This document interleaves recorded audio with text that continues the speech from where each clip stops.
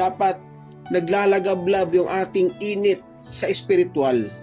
Bakit kailangan, Brother Bong? Kasi ang lahat ng yan, pagmamahalan na para magkakapatid, pagnirespeto ng makatotohanan, tabi-follow lang yan once na meron tayong nananatiling mainitin o mainit, no? Na espiritual.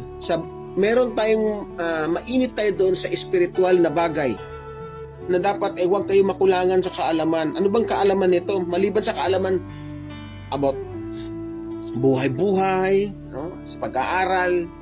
Pero ang pinakadakila at mahalagang kaalaman, yung salita ng Diyos, yung Word of God.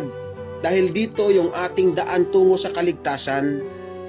Hindi yung anong kurso natapos mo, hindi po yan. Part lang yan kasi nasa world, nasa mundo pa tayo.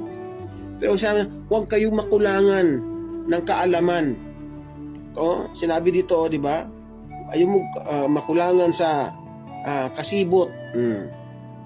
Then, after that, sabi dito, magsaya kayo sa inyong mga inaasahan, pakumbaba sa panahon ng kalungkutan.